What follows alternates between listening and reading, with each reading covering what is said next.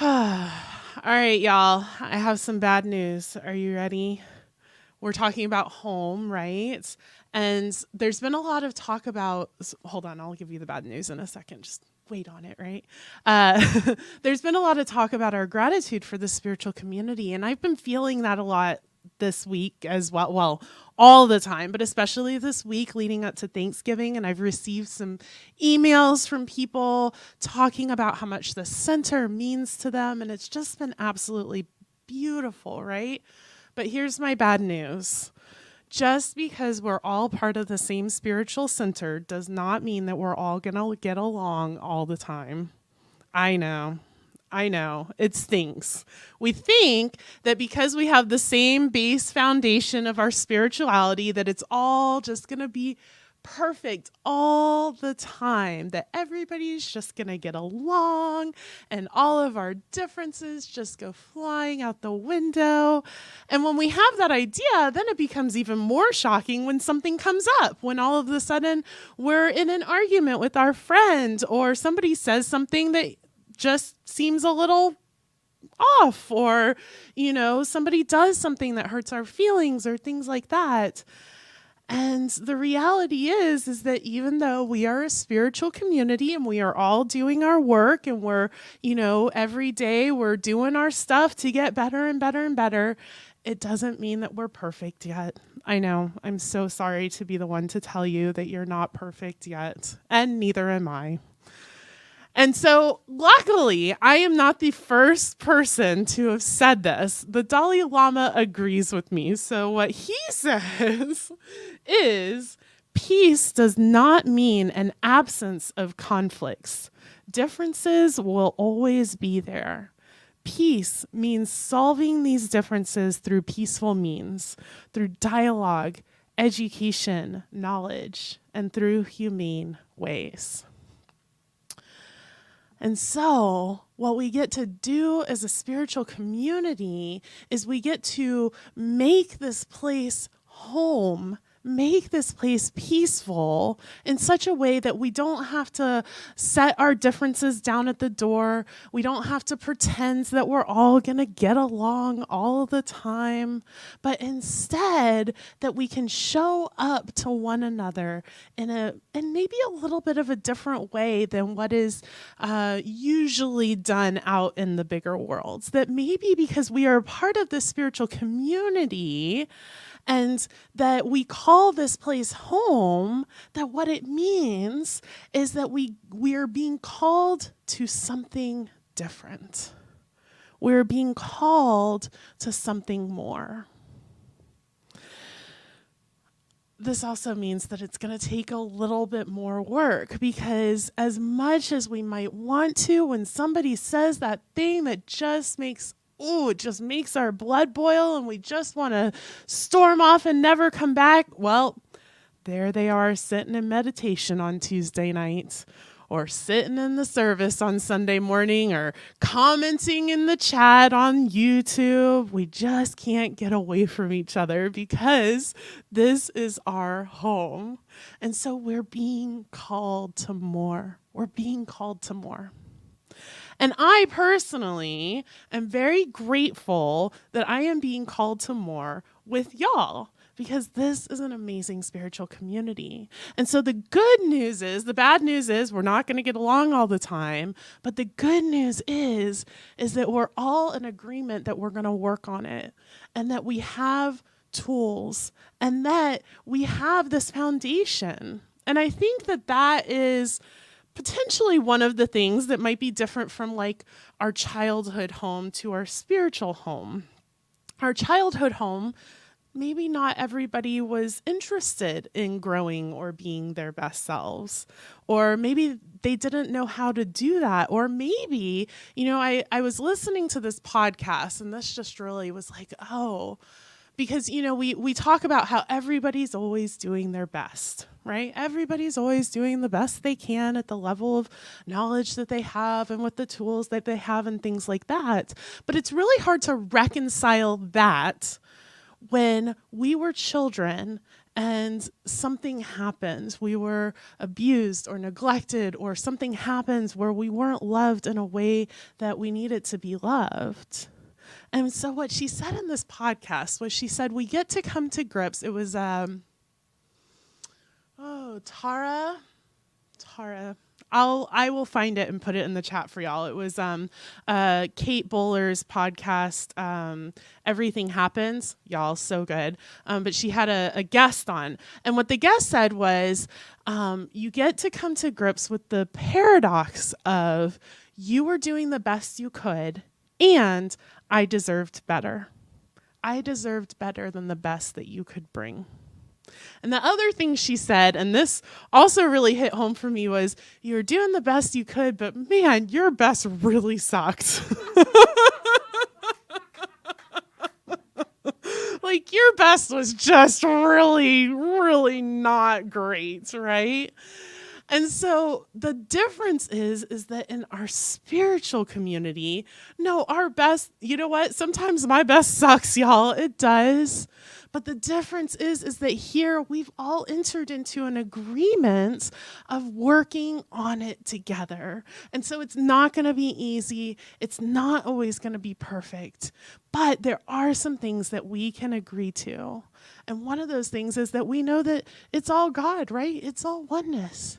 And so even at those really challenging moments where you just want to, your blood is boiling, you can always return to love.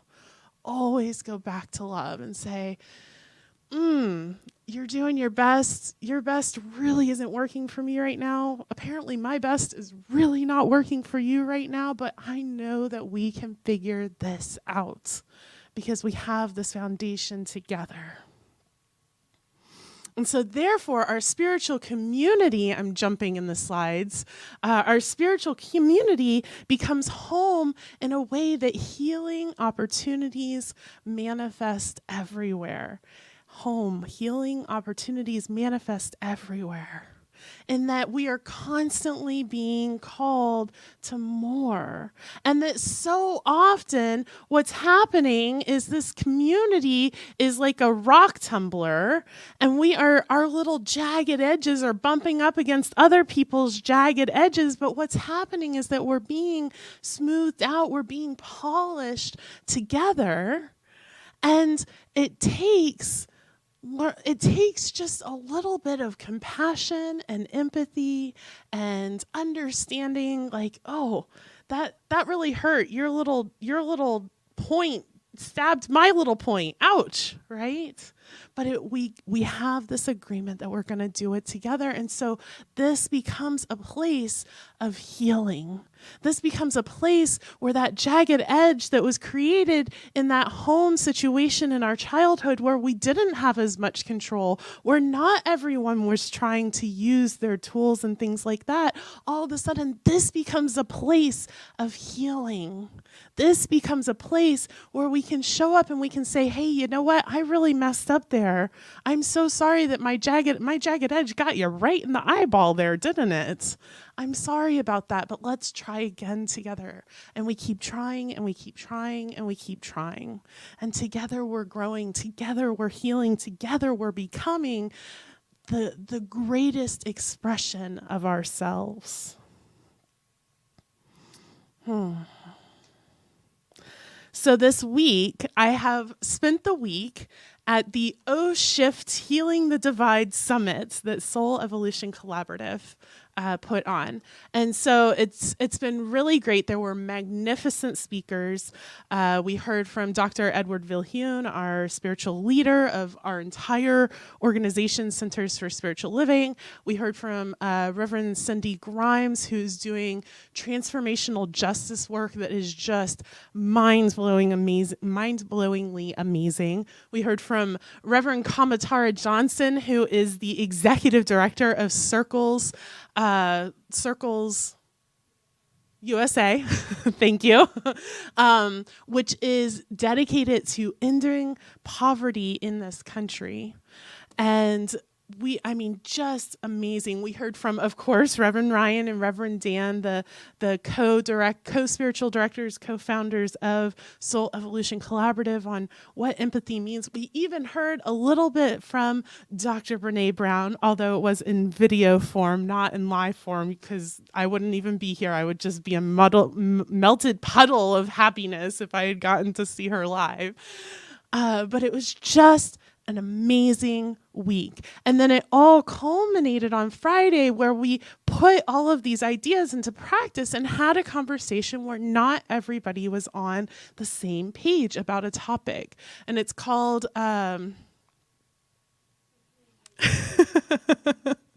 it's called Socially Engaged Conversations. I didn't know I was going to talk about any of this, so I didn't write any of it down.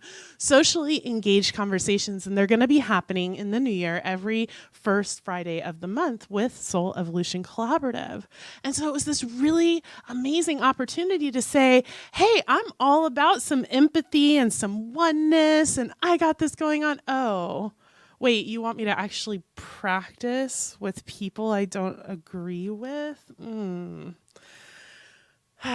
Okay, we can do this, right? We can do hard things. Glennon Doyle says, we can do hard things. We can do hard things. And so Soul Evolution Collaborative, Reverend Dan came up with an acronym to remind us of how we can do hard things. CAG.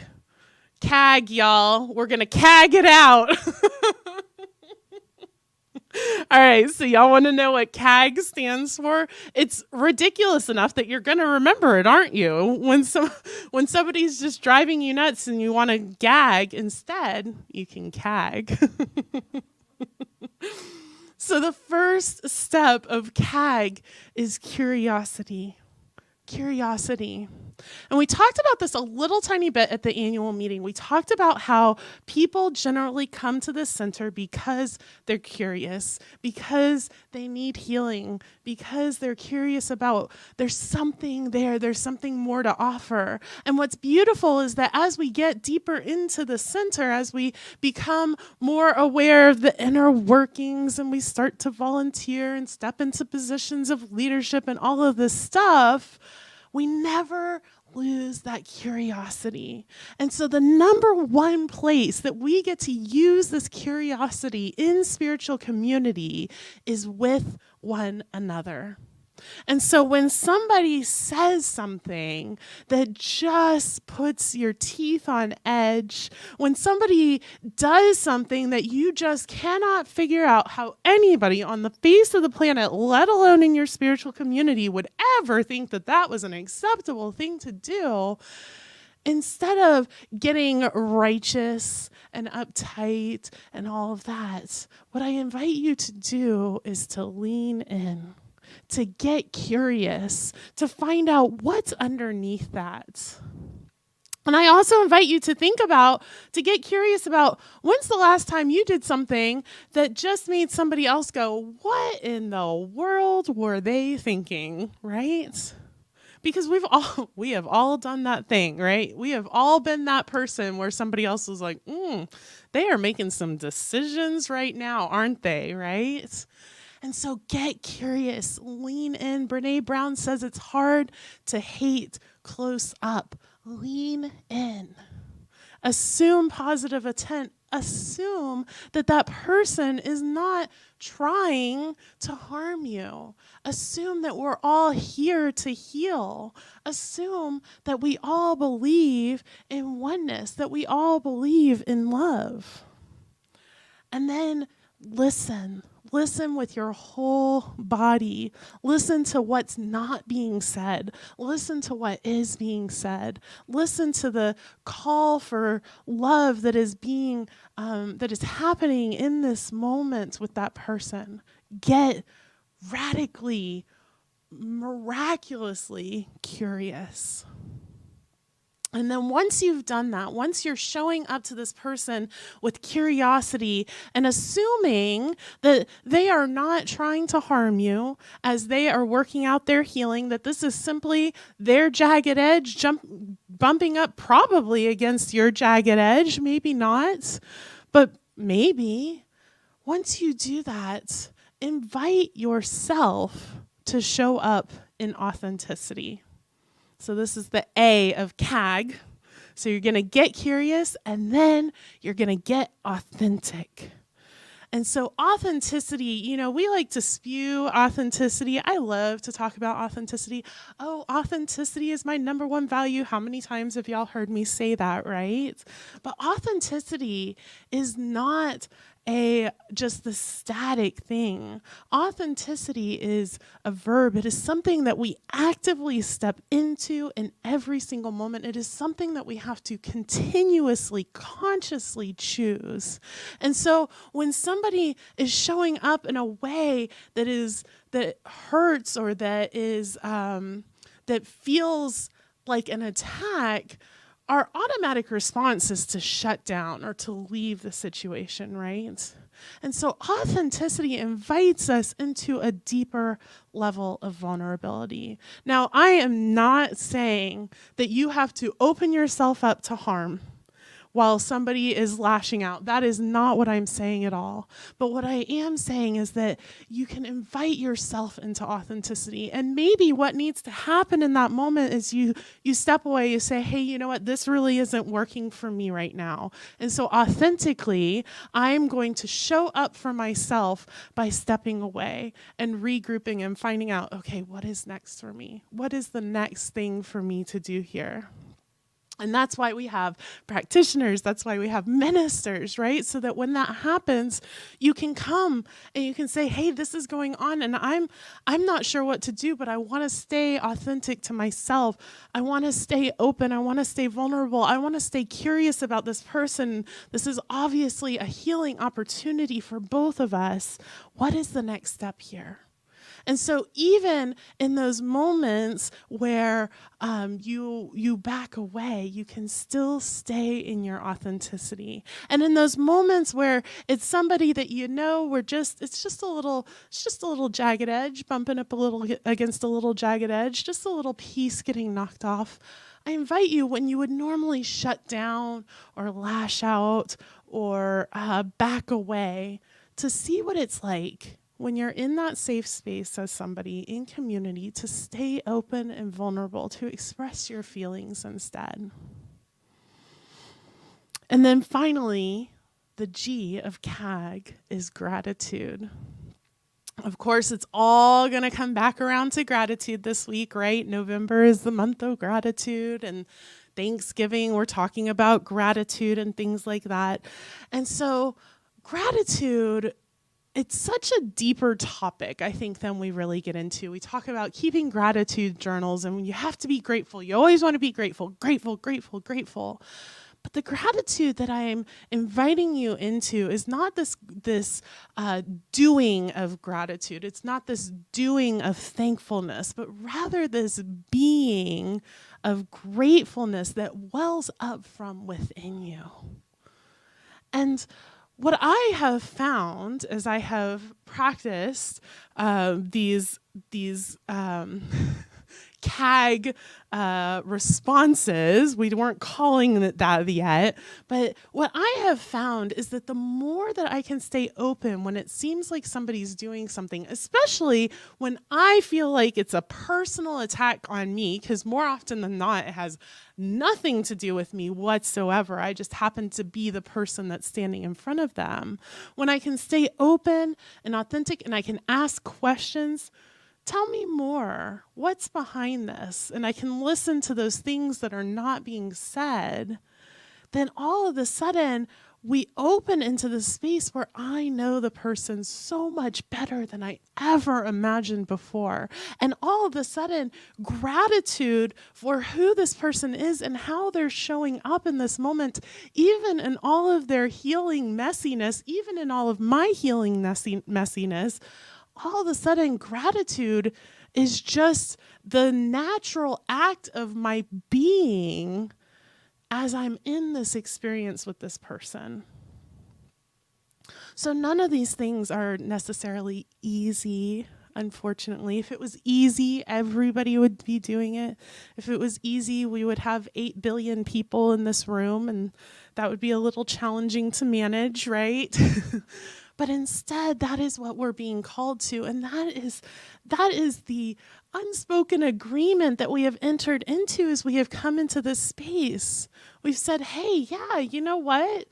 Spirituality is my jam. And I know spirituality is your jam. And so we're gonna show up here together and we're gonna do this work together.